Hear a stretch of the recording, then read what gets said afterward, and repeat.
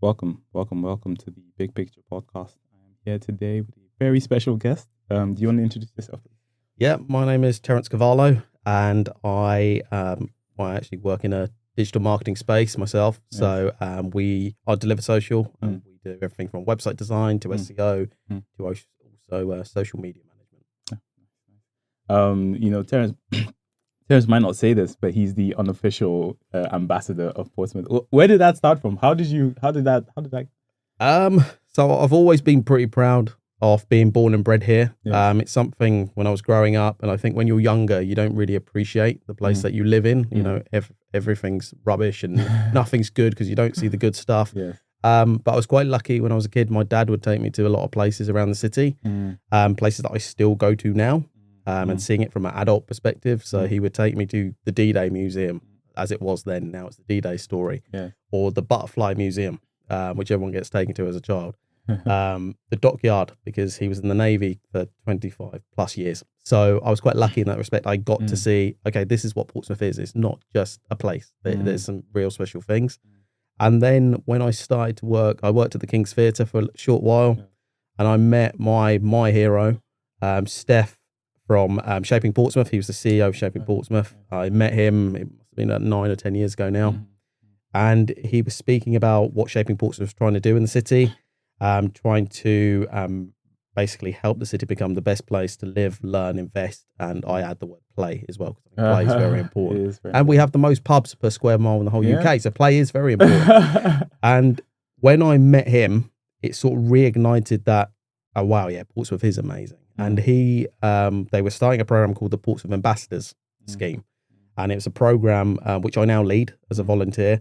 And it's all about having people around the city who speak positively about the city, donate their time into community projects around the city. So that could be anything from marshalling at the Grave South Run, or being an event assistant for the D-Day 80, or being there for Victoria's Festival, all these amazing things we got going on, Kite Festival, and being there and promoting the city and just basically just bigging up the city as much as possible. So it sort of fit into what I do anyway. So yeah, I think that's how it started. Now it's just sort of become a thing. Now I've made a rod for my own back, I think. Just to clarify that, before we started, Terence was actually telling me a story about how someone recognized you randomly on the street. And I'm guessing it's not only because you're a Portsmouth ambassador, but it's also because of everything else you do for like Delivered Social. Do you want to talk a bit about how you got to Delivered Social? Because as you mentioned, you were at the King's Theatre before that. What happened with the transition? Like, how did you get from the King's Theatre to Delivered Social? Good question. Probably the way that most people have changed or pivoted their careers over the last few years, COVID. COVID changed everything. So I was in hospitality management for 15 years, a lot of long hours, 80, 90, 100-hour weeks. And it was only until sort of COVID happened and then we were all told to stay at home, I realized, oh my God, why am I working 90 hours a week? Why am I doing this? And the final lockdown, I got to the point where I was just bored of sitting at home. And then I was contacted by a friend of mine working for Portsmouth City Council. And they said, look, we're going to have to open a COVID test centre. And it was at Portsmouth Guildhall, just down the road. And he said, look, can you help me manage the test centre? So I thought, okay, well, I just sat at home doing nothing anyway. So I did that. And it was the first non-hospitality job I ever had. So it sort of opened my eyes into different things I could do, using the skills that I've gained across the King's Theatre and in hospitality, because you sort of had to be a jack of all trades in hospitality. And then when I went back to hospitality, once COVID had sort of fizzled out, I was knackered. I was so tired going back to those hours. And then I think I looked more, a lot of my friends who were leaving certain industries and going to do things that they loved or enjoyed, and also having work and life balance. Anyone in hospitality will tell you it doesn't exist. Our social hours tend to be between 1 a.m. and 4 a.m. rather than normal hours. And I made the decision then it was time to do something different. Delivered Social happened to use my final hospitality position, again, just down the road at Beckett, Southsea. And Delivered Social actually used to use us as a conference venue. So they would hire the entire hotel. They would have all their staff down, bring them down for conference, and then I would basically just get them really drunk. And then they would keep coming back every quarter. The final conference that they did with us was to expand into Portsmouth. So initially they were just in Guildford. John, the CEO, fell in love with the city. He wanted to move down here as well. So it was always his dream to bring the office here, but also have a life here. And I told him on the day that they were having their final conference that I was resigning. I had a 3-month notice, so I wasn't really worried. I thought, okay, I can find a job in 3 months. It'll be okay. And I told him, and he said, well, actually, I like what you've done here. I like what you do in the city. How do you fancy doing something different? And before I find out what they actually did, I accepted. And then I found out they were a marketing agency. So I was quite lucky in the sense that I had to learn those skills along my career anyway. Yeah. And now it's just putting all those skills that I've learned into practice and now focusing on marketing for not just ourselves, but also for other businesses and charities and organisations across the globe. But primarily my aim is, to help the city of Portsmouth as much as possible. I would love to come back to what you mentioned about being a jack of all trades and how that sort of helped you to get this role. But when you said you were in a management role, when I think of a manager, not that is not in a negative connotation, but when I think of a manager, I think of someone who has these are the processes we have to get A, B, C, D done, C and D done.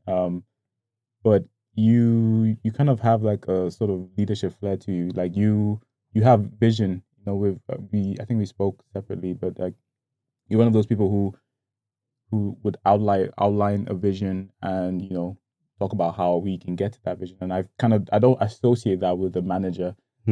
What is your manager / leadership style? Because I kind of I can't really put a box on it. I can't really place it in either place. What would you say you do? It's probably changed over the years, and especially in what I was doing before, where everything had to be so immediate. In hospitality, you had split-second decisions. I'm actually at the Chichester Free School on Monday, where I'm with students talking about employability skills. And some of that I had to look at scenarios for my career. One of the scenarios is at the King's Theatre, I've got 2,000 people in the venue, and the staircases are flooded. The audience don't know about it yet. I got 10 minutes till they're going to be out of their chairs, getting their ice creams, going to the bars. Backstage, I know what we're going to do. So in those split sections, I have to just burst into action. So there's moments there where that leadership goes, guys, we have to go do this right now. We're on a time limit. I feel like now I have that time. There's nothing urgent now. The building's not going to burn down where it could have then. So there's different scenarios now where I've dealt with things that have to be done very quickly. Split-second decisions. There's also the potential I could make the wrong decision. Whereas now I've got time to reflect. Now a lot of it's email communication anyway, so I can digest it. I can have a think about it. I can ask ChatGPT what it would do. There's so many different options now. And I think also across my career, I've worked with so many people. I've either liked their management styles and taken those bits away from them. I've really not liked some people's management skills. And I thought that's not how I want to be. But I think with me, it's probably I will always be in the trenches with the team. I'm not somebody who will stand over them saying, go do this and not be able to do that skill myself. I firmly believe as a leader in any organisation, you should be able to walk the walk, not just talk the talk. So I think that's probably me. A lot more patient than I would have been before. But I think that's because you had time limits in hospitality. Just to take it a step back, you mentioned being a jack of all trades whilst you were in hospitality. How there's a lot of information out there today. There are loads of things you can do. You say you're doing like an employability workshop. If you were to speak to a younger you, what would you tell them about how to put their best foot forward? What kind of advice would you be giving them? It's a very good question, and I think now with social media and digital, you have information there. Whereas back, when I was around, there was YouTube and stuff, but actually back then it was off you go to the library, go read a book if you want to find out how to do something. Now my advice would be to any young person, it's very competitive out there in the job world. You have to stand out, and the only way to do that is just learn as much as you can. And I don't just mean that from an academic point of view, but actually, if your interest is in video, get a camera, go out there, try different styles, start interviewing people, play with different video editing softwares, have a play with subtitles, have a play with transitions, have a play with music, have, all of those different things. And all those skills, as you're practicing them, there's no pressure. No one's telling you have to do it a certain way. You can make those mistakes along the way. And that can be with anything. I'm useless at DIY. Absolutely useless. Me and my missus joke about it all the time. You know, if something's broken in the house, like, well, we'll get a man round, you know, because I can't do it. And I think just by learning those things either from other people or learning as much as you can from YouTube or TikTok or wherever you learn from, podcasts, that's your best way. Just become a sponge for knowledge. You mentioned like being different and you know, sort of like putting yourself out there, but you know, standing out. I have to plug your TikTok. You do stand out, you know.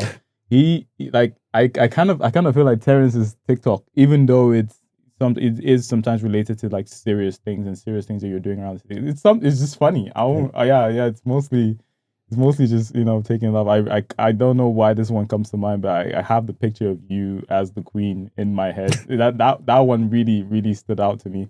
But how did you get to that point? And he's posting all of this on LinkedIn. Like there will be links to his LinkedIn at the bottom of this video, but like LinkedIn is so serious, you know. There's this sort of hate it. There's sort of this idea that it's supposed to be all serious, supposed to be all business, but your LinkedIn sort of has like a sort of, you know, finesse fun to it. People, I would just, you know, I would want to come back there and just see what's happening. What are you doing? How did you get there, and why did you decide to just go against the grain? Well, for number one, LinkedIn is the one that I hate the most. So. And I think now you've got so many people using it in a really sterile way. One, they're using too much AI, so they're copy and pasting posts when they don't have a clue about that subject. So I mean, you could change my profile today into any profession in the world, and I could give expert advice because it's not my advice. You know, it's just what ChatGPT is giving me. Yeah. And what I wanted to do was really change it to become authentic. Now, I could talk about website design and social media and all of that stuff on LinkedIn if I wanted to. I looked at it as a way, actually, why is that any different to anybody else doing it? You know, those people that DM you going, your website's awful. Come speak to me. How do you feel about social media marketing? And I thought, I don't want to do that. So I'm going to do it in a different way. I'm going to be me. I'm just going to be real. Even if I was talking about those things 24/7, I'd bore myself. So if it's going to bore me, it's not going to, you know, go anywhere with the audiences. So I thought because I tried it on the other networks. I was doing TikTok, I was doing Instagram, doing Facebook. And I thought there's a lot of networks where I'm on. And I have to try and keep up, and they're all different audiences. Yeah. And I thought, okay, well, how do I make it as easy as possible for myself so I don't have to create content for every network and tailor it?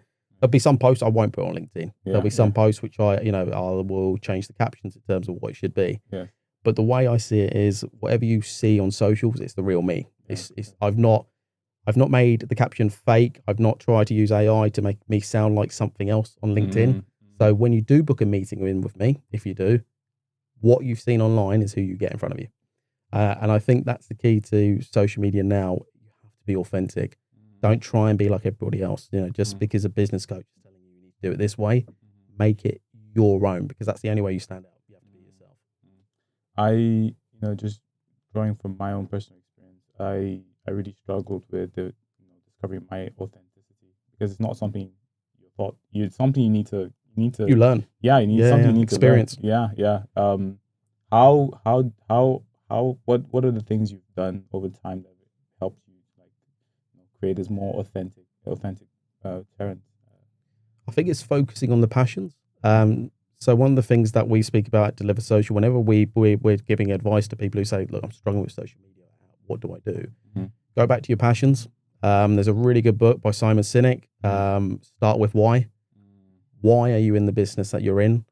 Why are you doing what you're doing? You know, if it is just for money, you know, I know that is going to be the primary reason why we work. But figure out why. So my why is I want to make Portsmouth the best city in the world. Now, reality is I'm not going to do that on my own. If I can do that digitally and I can enhance how Portsmouth looks, great. I can do that and then I can die happy. That'd be fine. That's my why. My why is to help as many businesses, as many charities, as many individuals I can in the city. Now, because we're a marketing agency, that goes everywhere. So we're working with clients in Dubai, in London, Manchester, France, Germany, everywhere. They're all over the place. But the ones I'm most passionate about are Portsmouth. They will be. They will always get most of my time. Now they're all going to call me up now. But that's call up Terence. Yeah. Call him up. So I think focus on your passions. You know, my passions are the community, the volunteer work I do, the city of Portsmouth, football. That's things I talk about. I'm not going to start posting about things I have no idea about. Oh, So yeah, I'll find the other experts for that. But yeah, I think it's just start with why. Yeah. Why are you doing what you want to do? Then just use that as your passion. We've mentioned you being a Portsmouth ambassador, but you've mentioned a lot of the volunteering work you've done around the city. Would you like touching on that? Yeah, I think it's really important, volunteering. I think actually I've learned a lot from volunteering because, I mean, at the King's Theatre, I managed over 45 volunteers within the front of house department, and actually it was really interesting hearing their stories because they're not there to make money. They're there because they have a genuine interest in that subject. And also they some of them had really good memories. So there was one volunteer we had. She said that her mother once played in the orchestra with Bruce Forsyth during a pantomime in the 1940s and 1950s. And the reason why she would volunteer is because when she was there in that volunteer capacity and the curtain would come up and the show would start, she felt closer to her mum. And her mum had passed away 10, 15 years ago. So she had that real reason. That's what she was doing. She wasn't doing it for money. She wasn't doing it because she wanted to watch a show. She was doing it because she wanted to be in that moment. And also from a younger point of view, we used to get a lot of students because one of the problems you have as younger people is you're expected to get a job, but the first jobs you apply for, they said, well, you have got no experience. It's actually insane now. They're expecting 6 years of experience for an internship. Like how? Can you can't. So volunteering, then I looked at it in a different way, thinking, well, actually, the young people need it because it looks good on their portfolio. And then I thought when I was at the King's Theatre, because I'd give volunteer hours as well as being paid for what I was doing. When I got out of hospitality, I finally actually had time to be able to do more things. And then I just thought, you know what, let's go out there and do more because I feel like as a volunteer, I can do more. Because if I'm doing it as a business, it always feels a little bit, I was getting paid to do that. So of course he's going to say that. But actually, if I'm out there, if I'm sleeping at Fratton Park raising money for charity, I was gonna mention that. If I'm there in bucket collections and it's pissing down with rain, I'm there. No one can, people will judge me for it, but no one can say I'm doing it for money. I'm doing it because I want to do the right thing. So that's where I see it. But as a younger person, I think it's really, really important to try and do some. It's difficult now for younger people because the cost of living, you guys have to get part-time work, so you can't really volunteer as much as you used to be able to.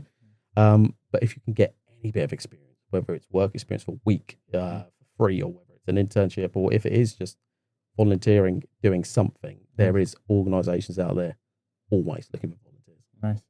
I wonder if you want to talk about sleeping in Fratton Park. Yeah. This is the second time you've done this. It's the second time, yeah. So this is a crazy guy, people. So I did it 2 years ago. Sleeping at Fratton Park. I hate camping, by the way. I'm a hotel pillows. That's for me, luxury. So camping's not for me. So, but I thought, this would be fine. And the CEO Sleep Out announced that they were doing it with Portsmouth Football Club again after having not done it for a few years, 2 years ago. And I think actually it was one of the staff that put me forward for it. So I was intending to do it. Staff at Delivered Social? Yeah, staff at Delivered Social put my name for it. So I got the email saying, congratulations, you've signed up. So I'm like, okay, here we go. I'm stuck doing this now. And then I am a little bit competitive. So then as soon as I saw other business leaders starting to make a bit of money on there with their fundraising, I've got to beat them. Yes. As long as I can beat them, doesn't matter. I'll sleep wherever you want, but I've got to beat them. So we got that year, I just about hit £2,000. Wow. And Paul from Queen's Hotel actually came first because Queen's Hotel match funded what he made. So I only finished second that year, but it's the teamwork. It's raising money for charity what matters. And then this year, there was less of us doing it because the date was basically it was postponed and then taken forward. So there was a lot of people who couldn't make the date. So we did it again. I sort of knew what to expect. Again, yes, it is sleeping outside, but we're in a controlled environment. It's not like sleeping on the street, so it's not as difficult, obviously. But the main purpose was to raise that awareness. Portsmouth has, I think, 282 registered homeless people, and that's only the people that registered. We know that's a lot more. So if I can raise that awareness and raise money which goes directly to those people or directly to, I did it this year for Pompey in the community so they can do their work and outreach with the homeless community, then I'm doing my part. And it's only one night I've got to spend without my bed. For me, that's nothing. I think now I'm stuck doing it every year. You will see Terence next year in Fratton Park. Yes. Probably. As long as it's not Southampton, it's fine. Yeah. Oh, should we go there? No, I'm not sleeping there. But I do think, especially with volunteering, I found that I give, I get more than I give. Absolutely. And so whilst that, I was volunteering I was working as part of the university's pro bono legal service, and was giving advice to people around the city and further afield.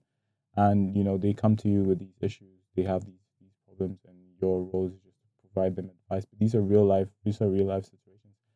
Funnily enough, from that work, we did like an outreach program. We're speaking to the English as a second language students here in the city, and some of them were homeless. I had this conception that most people, everyone who was homeless, was either they were just lazy, or they were just unable to not be in that position, not be in that situation. And I think speaking with these students sort of like opened my mind up to some of like the real, because some of them was just like, oh yeah, I came here as a refugee, I just don't have housing, I don't have anywhere to sleep. That's something that's out of their control. They can't work, they don't have anywhere to sleep, they're just gonna have to sleep on the streets.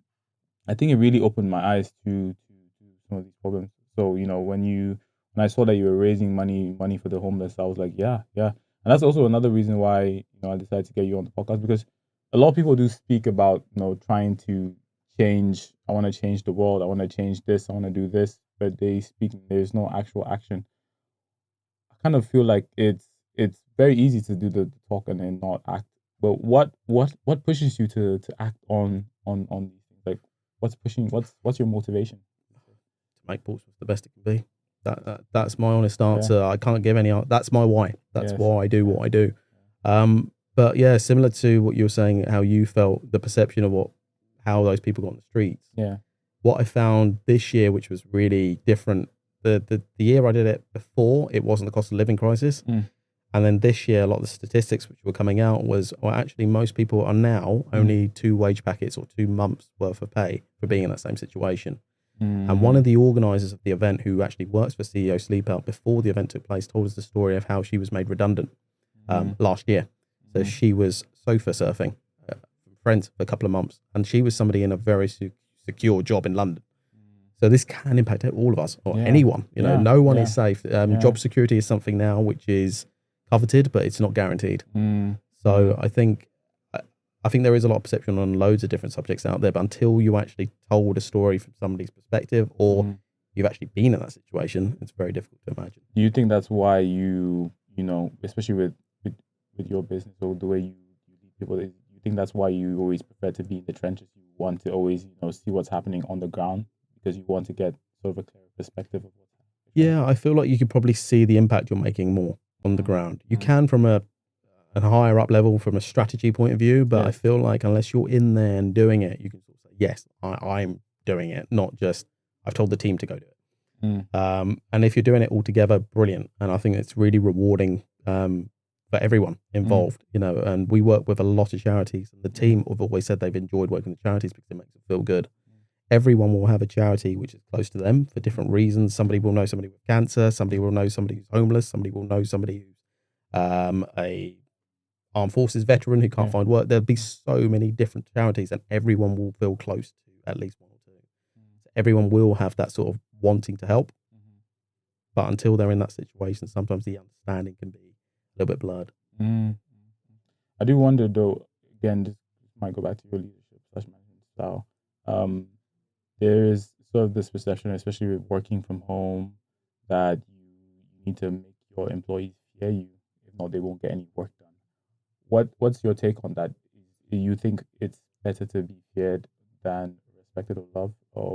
Or how do you tackle like working from home? It's interesting because working from home has really only been a situation for me the last couple of years. It's never been a thing, because in theatre or hospitality, you can't work from home. A chef can't work from home. A waiter can't work from home. Not yet, anyway. I'm sure robots will take over eventually. But you can't. So I've had to adapt to that as well and learn how to do it. But ultimately, you've got to remember, you've employed those staff for a reason, because you trust them. So you have to be able to give them that. But there's things you could put in place, KPIs, catch-ups. You can have all these things in part. If they're not working, they'll get very easily found out, because you realise things are getting done. But I'm not somebody who I don't think ruling by fear, it works. It may have many, many years ago. It definitely doesn't work now. And I think a lot of people think about the old days with chefs throwing plates and the Gordon Ramsay sort of style, swearing and having staff against the wall. that's long gone. That doesn't work anymore. Even footballers, they're mollycoddled now. It's very, very different environment. So you've got to be really conscious. Mental health is now a thing as well. So people are a lot more conscious of what you're doing. And the world has changed. You can work, you can do a lot of things from home now. So I think you've got to be mindful of that. One of the nicest comments I ever got from somebody, and this was as part of sort of management course I was doing when I was at the King's Theatre. And we had to, they had to tell us what our management style was like, what they liked and what they didn't like. Is that said they didn't fear me, but what they did fear was disappointing me. And I took that as a big compliment because I thought, okay, well, I quite like that because you're thinking, I don't want to disappoint this person because he might not be happy. I wouldn't shout and scream at people, but you would know if I'm unhappy with the situation. So, that was quite nice. That is, I feel, as you said, that's a beautiful thing for them to, beautiful description because as you said, the world has changed. If you're leading by fear, you're, trying to coerce people to get the work done. I think you can get far, but there are limits. There are limits to this. There's too much fear out there with anything else. You got rising costs. You got people's mortgages going up, their rents going up, the electricity's going up. There's so much fear in every other area. So if you can give something which is a little bit more rewarding, great. And ultimately, you'll get the happier the staff are, the better output you're going to get now. Fear may have worked in the past, but I don't believe it does now. Do you have a similar approach to engaging with clients? What when you go into like a client meeting, when you're looking for new clients, what are you taking into that meeting? What are you taking into that discussion? I think it's synergy. Synergy is quite important. Realizing that because the work we do, yes, we could work with any business, but ultimately, do we want to work with that business? Does that owner actually understands how the marketing side of things works? Some people believe that if you pay for something, then you should get instant results. Marketing is not that simple. Sometimes it takes time, and depending on what you're doing and what strategy you have in place, it may take a little bit longer. So for us, actually, it's a lot of educating along the way to say, look, of course, our job is to get you results, but this is what it looks like. This is what the steps will look like, and ultimately, we will get you there. But you need to, it's a partnership. Marketing has to be a partnership. I could take anyone on and say, right, we're going to do social media for your business. But if you're not interacting with that social media side of things, or you're not involved in that process, where's the authenticity? So I think that's really important. It has to be a partnership. And I think as we've sort of been around now for a long time, I think when you're starting off, you just want to take as many clients as possible. Because later down the line, actually, you think not only you're looking for the right clients, but you're also looking for good people as well on both sides. 3 months ago was the first time in a very long time that we actually fired a client. We said, actually, the values of your business do not match ours. Sorry, but we're going to waive your notice. And off they went. So I think that's not a luxury that my business would have. But when you are at that point, I think it's really important to look closely at who you're going to bring on as a client. Because ultimately, if they are a pain in the ass at the start, guess what? They ain't going to get any better. They're not going to get any better. You will get phone calls every minute of every day. So you've got to work with people that you trust and likewise. Just to again touch on marketing specifically, sometimes it's not an immediate effect. And I think especially with the way the world is now, we've gotten used to getting instant gratification. Everything's instant. Everything happens instantly. How have you found working with different clients, especially with that expectation that we will see results in the next week, 2 weeks, 1 month? How have you had these discussions? How have you tackled this? I think it depends on the industry they're in, because they'll always have an example. They'll bring a competitor and they'll say, well, they went viral with this video. Well, okay, well, what business did they get from it? I don't know, but they went viral. Okay, well, that's not really a measurement. Yes, you can get seen by more people, but what was the impact? What is your aim to do? Is it to get more clients? Is it to make more money? Is it to get more donations? What do you want to gain from this? And sometimes it could just be a brand awareness. It could just be, well, actually, we just want when people go to a website, they can see that we're active on social media, and that's enough. So if that's their KPI or that's how their board of directors is looking at things, they say that's enough for us. As long as we're getting seen out there, as long as there's a little bit of SEO being seen and we're active, that's fine. The harder thing is when a business says, like, okay, I'm going to put a post out and I want to make money from that post. That's not going to happen. You know, there's so many other factors. What are your competitors doing? Is the market right? A little bit easier if it's retail, because then obviously you can play on things like Mother's Day or Father's Day and all these different days. And of course, budget spend. So depending who you're competing with, they will have bigger spends. They will be putting Google ads. They'll be boosting posts. Whereas a small business in Southsea may not have that budget. So you have to be realistic with what you're doing. So I think that discovery session ahead of time. So we do social clinics when we invite businesses in for free, and we talk about how they could actively boost their social media, their website, their SEO. If you're a business listening to this, or if you're a business owner listening to this, please do reach out to Terence. We'll put a link at the bottom for I don't know if you have links for the social clinics. Yeah. So business owners, because I've spoken to a few business owners and a few businesses just on this podcast. It would be great for them to just have a walk in and sort of discuss how they can improve their marketing. Yeah, and it's free as well. So it's not there to design to trick you to bring you in as a client. That's not what it's there for. It's there to give you real advice so you can go off with your team and put a plan in place. Because sometimes you're just too close to things and you're blinded, so you can't see things. Sometimes people will say, well, actually, could you handle that for us? Or can you give us some guidance? Or can we come back in a month or next year to see the progress? That's absolutely fine. But yeah, the main part of it is all education.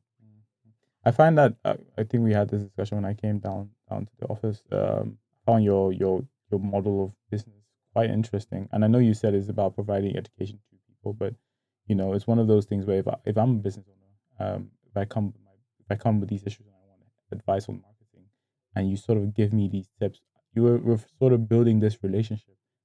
In future, if I have any issues, you're the first one I'm gonna call. It's like a no-brainer for me, you know.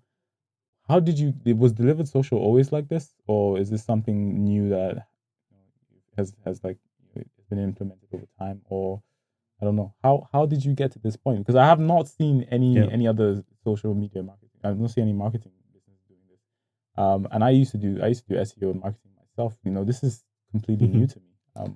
So it was actually John, our CEO, who started this. He's the founder of the organization. He just wanted to give value out there. And actually one of the biggest things, and the reason we got so many charity clients, is because charities can be in the dark. They don't know where to go or who to speak to. They don't have the budgets to get a big marketing agency to help them. They also don't have the budgets to hire full-time members of staff sometimes. So they are expecting a part-time member of staff to do everything from their website, their SEO, and their social media, which is impossible. So they do need sometimes for us to go, okay, let's take a step back. What are you trying to achieve? This is what we do. We'll take it down in bite-sized chunks. And we'll say, if you're going to try and do everything, you're going to fail because you haven't even got enough hours in the day. You haven't got those hours in play in your business.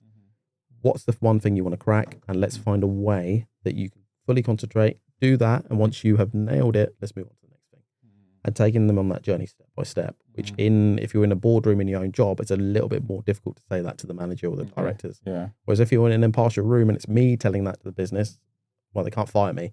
So I can give them that honest advice. This is what we'd recommend. If you need help along the way, if you need training in any of that parts, come back in. But this is what we recommend.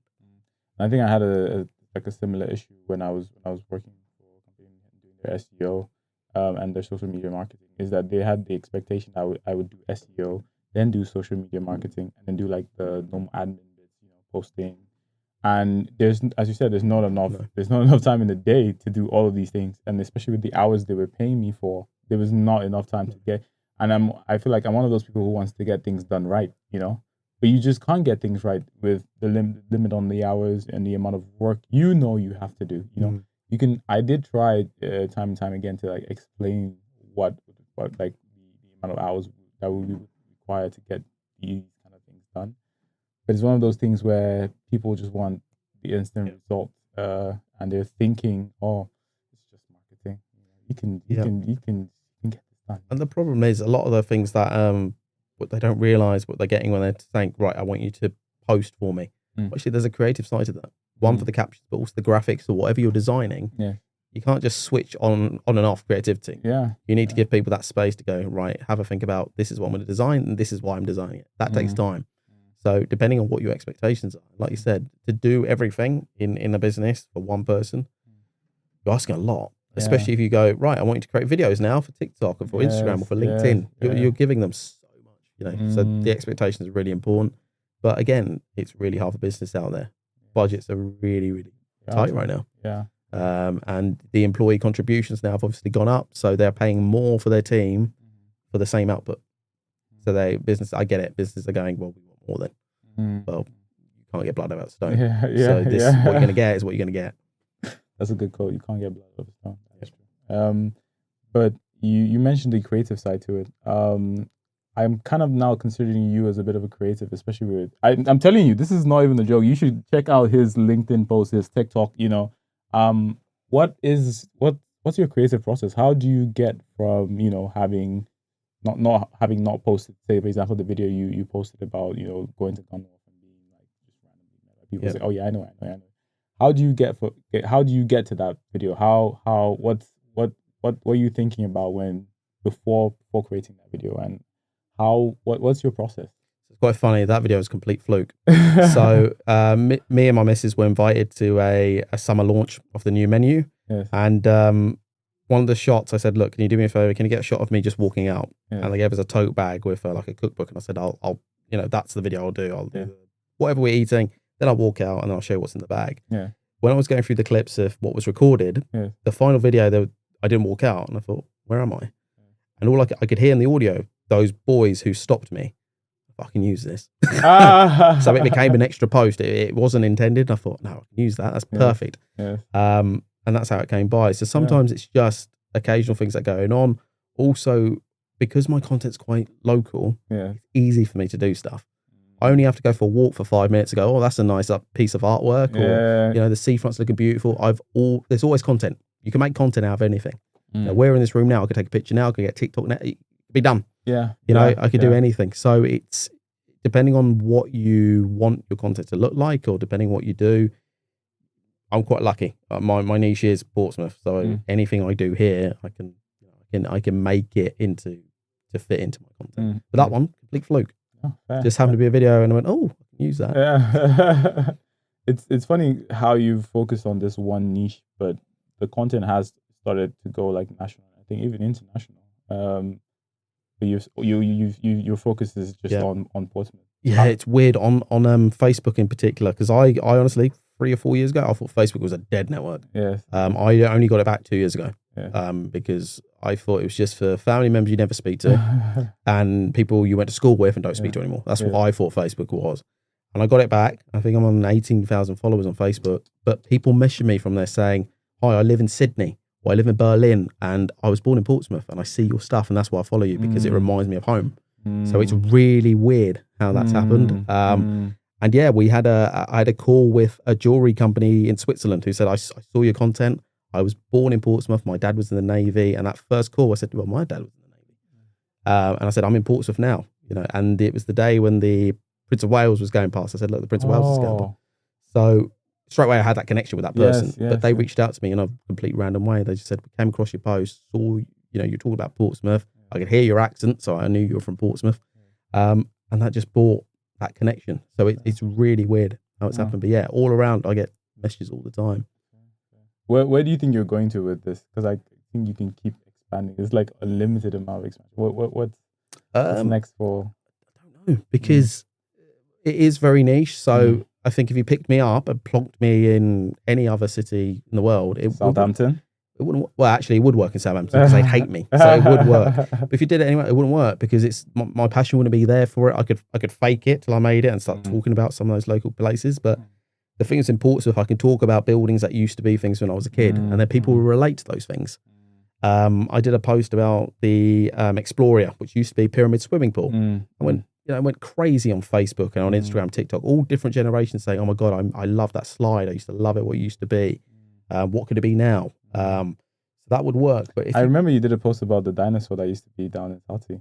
Yeah. I actually researched that. I looked it up. So all of that stuff does broker connections with multiple generations, because my audience, and we always say to people, who's your audience you're looking for? My audience is so varied.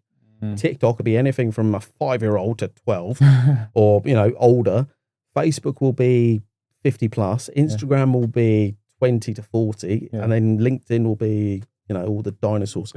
So it's so varied, but they all have the similar sort of reactions to things. They'll say they either love it or, oh my god, I remember when this was this. So it's really interesting. But if you did that, if you plonked me in another city, it wouldn't work, because I wouldn't know that city that well. I'd have to actually research that city. Whereas now all the things that I remember about Portsmouth is because I'm genuinely interested, not because somebody's forced me to read a book and I have to learn it. And I feel like the authenticity, I can't even describe it.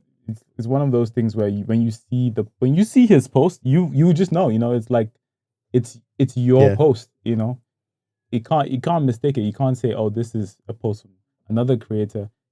I immediately know that this is from you because you have.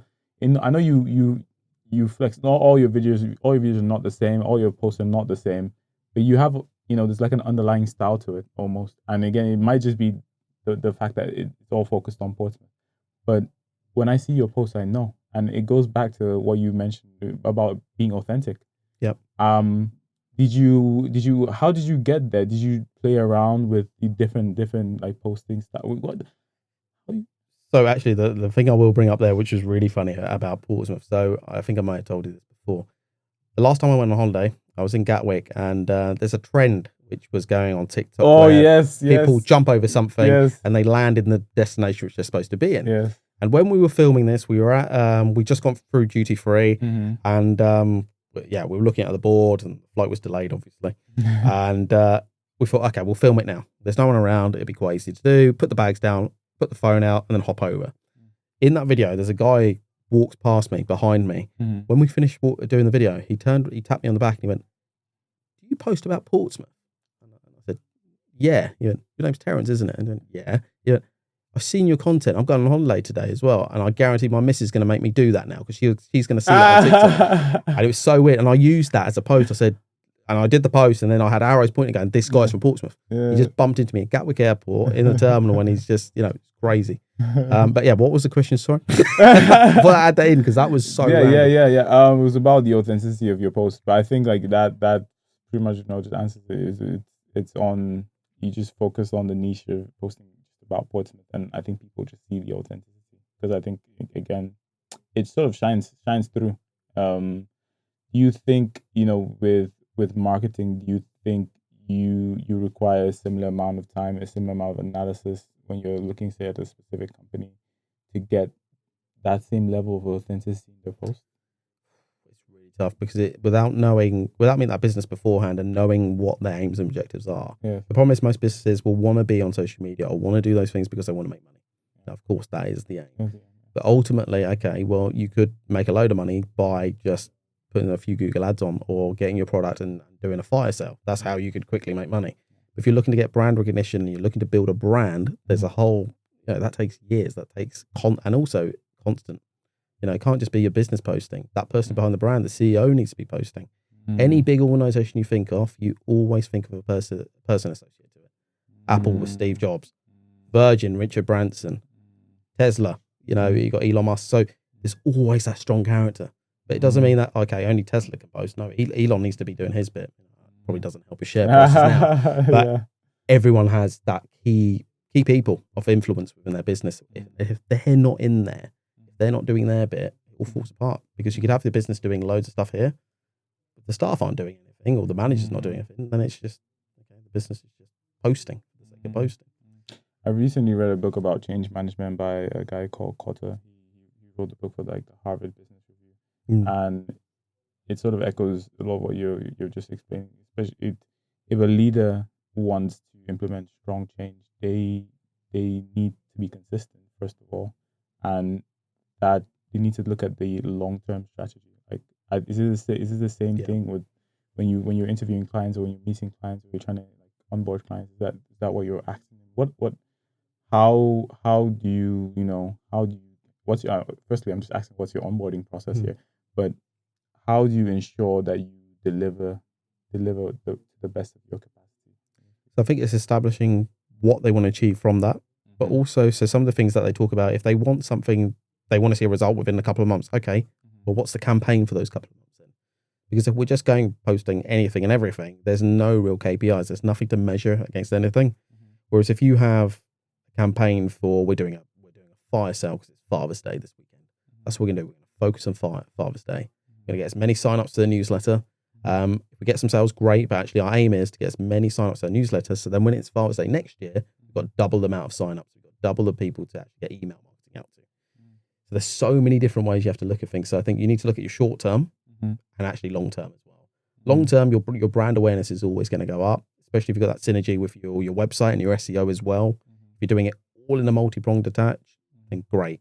The problem is now with marketing, you have to do everything until you find out what works. And then ultimately, you find out what works, analyze it and go, that's what our focus is going to be on.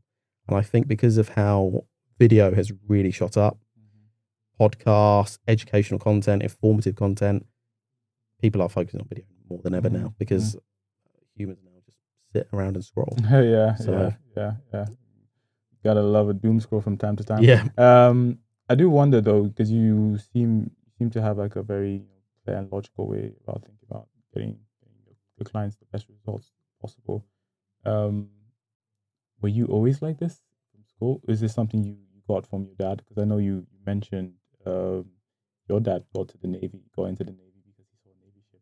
Is it one of those things where you see a problem, or you see an issue, and you're immediately on like solution mode? Like, okay, we can do this, and this.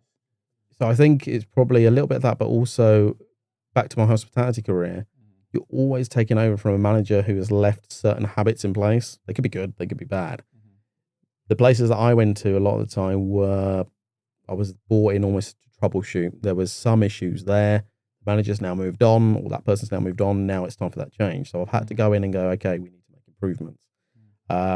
Or the business was going to the next level, so they needed somebody with a little bit more fire in their belly. So I think that taught me, okay, well, I want to see the results from what I'm doing.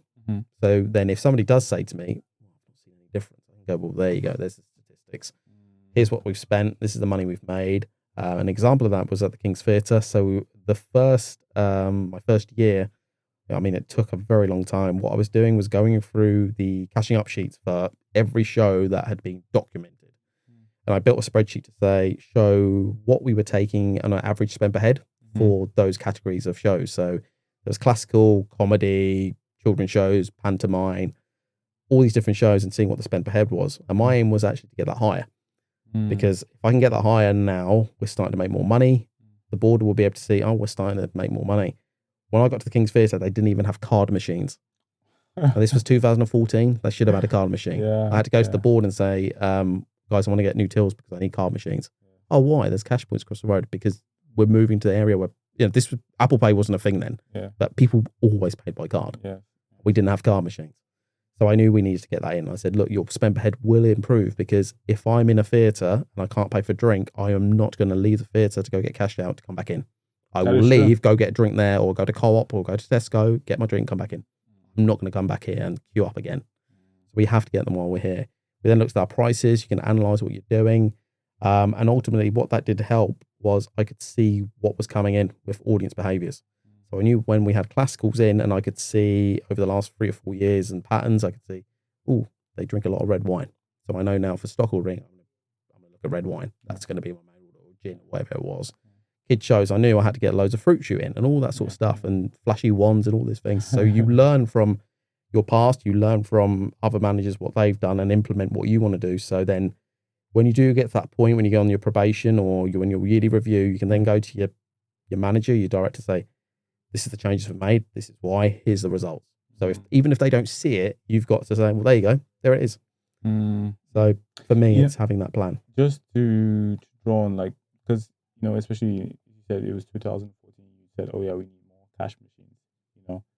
Today is almost like a no-brainer. If you don't have a cash machine, you're not going to sell. No, like it's all quick and instant. It's Apple Pay. It's At the Guildhall, it's a cashless venue. So it's all card. But it's one of those things where it's always better to implement something earlier, to implement the technology earlier and see how it fits to your organization. How did you have that discussion, especially because, again, at the time, card machines were in use already. People were using cards to make payments, but it wasn't like a widespread thing. So you're trying to bring in something new. It was hard. So that was more of a business plan. I had to present it to the board of directors. So I was 24 years old. So it was quite daunting, because I was, up against these people who were professionals in their own right, but then volunteer trustees or board directors. And I had to be, guys, this is why we need it. How many, and I remember saying, how many of you got cash on you right now? And only one person put their hand up out of the 8 people in the room. I said, that's your point. So if you're in a queue right now, are you going to buy a drink? Well, I would. No, you couldn't because you haven't got cash. You can't.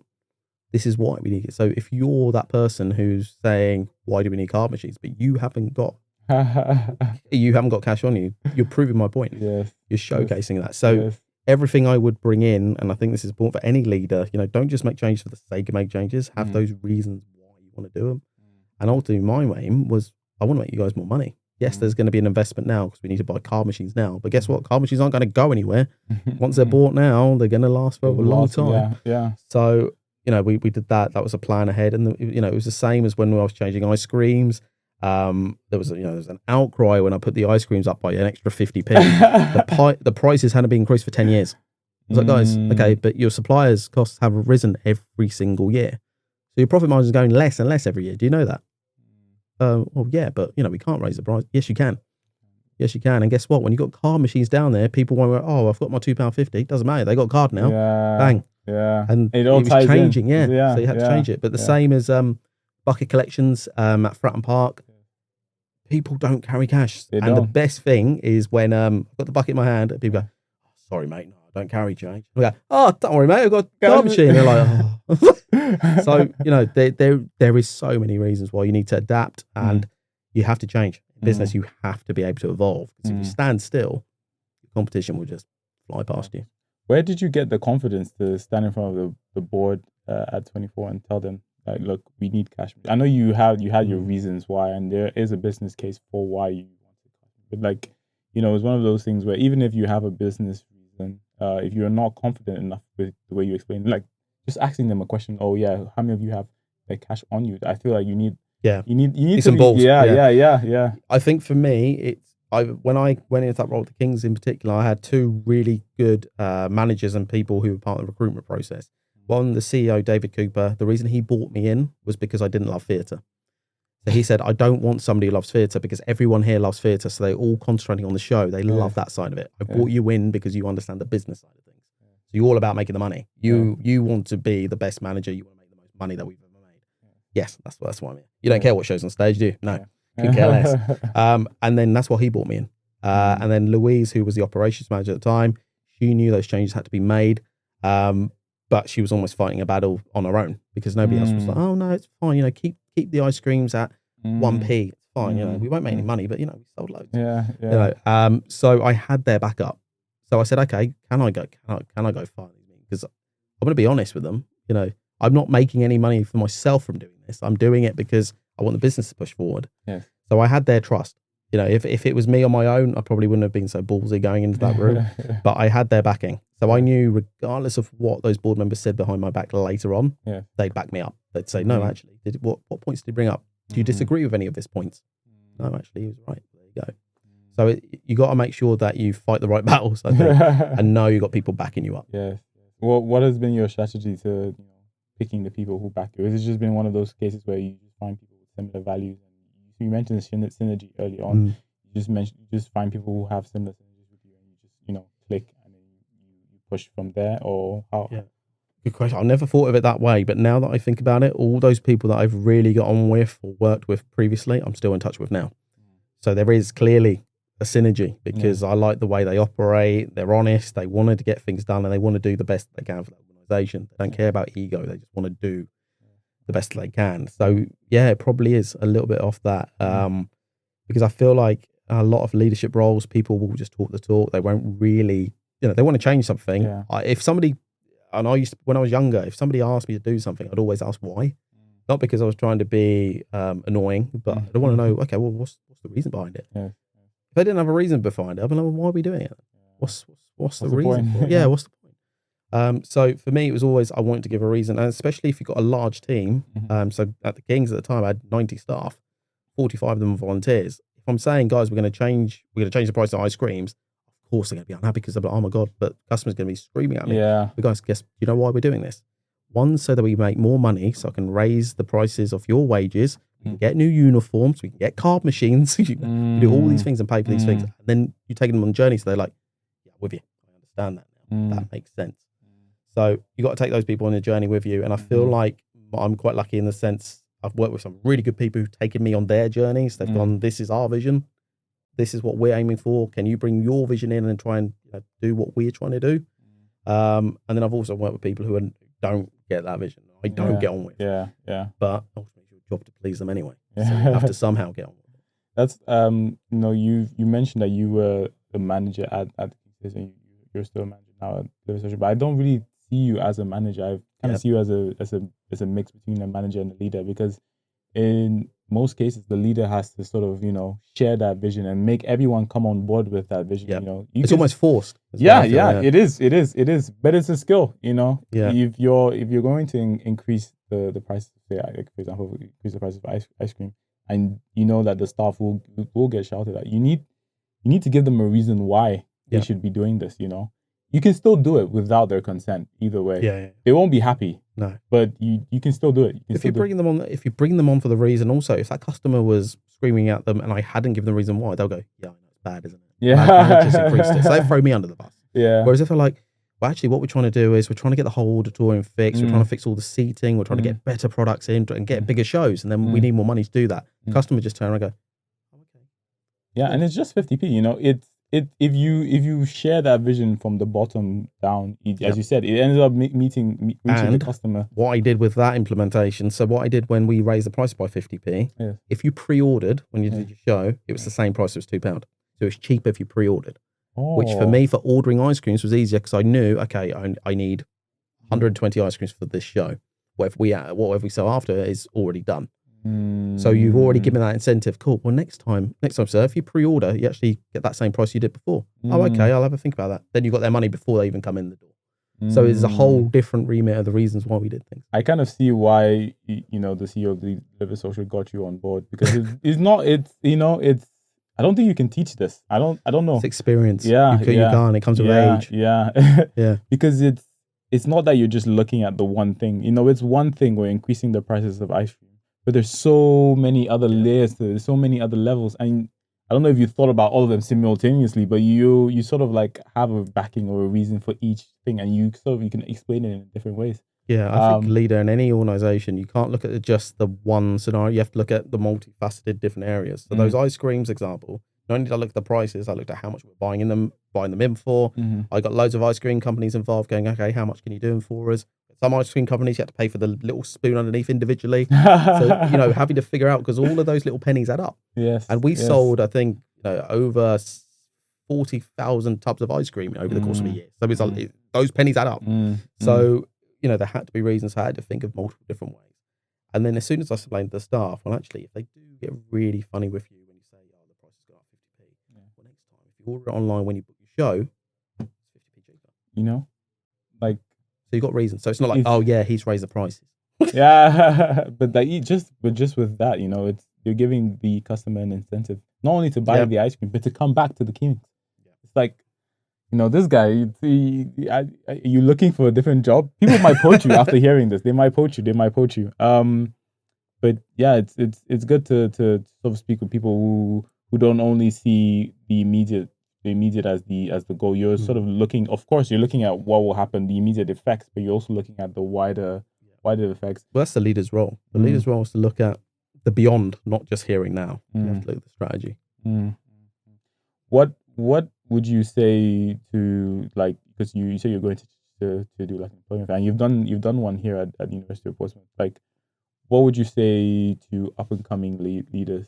I know you've already mentioned experience, but like, apart from like getting that experience, how can they get into that sort of mind space and think things through in a similar way? I think, like I said, try and get that work experience, try and volunteer, try and get as many workspaces as you can. Yes. And at least some of that will have to be unpaid when you're younger, just to get your foot in the door. Then ultimately just absorb as much information you can, whether that's video, whether that's books. For me, it's audio books. So the book that I mentioned, Simon Sinek, Start With Why. If you put a book in front of me, I'll see my phone ringing, the TV's on. I can't do it. I can't focus. So what I was doing on my commute to work, walking down the road, I'd have headphones in and listen to an audiobook. That was my way of being able to sort of learn, and actually learning that perspective really helped. It changed the way that I would look at things. So I think learn as much as you can, find some good books, good mentors as well, really do help. Steph, who I mentioned from Shaping Portsmouth, I met him 9 years ago. He brought me on board for Portsmouth Water Independent Challenge Group. And that's because we've known each other for 9 years. He trusted me to bring me in for that. But he's somebody that if I was ever being stuck during any points of my career, I knew that I could talk to him. And I also knew he'd keep it to himself. So it was completely confidential. And, he's a good friend of mine now. So it's important to surround yourself with good people as well and genuine people.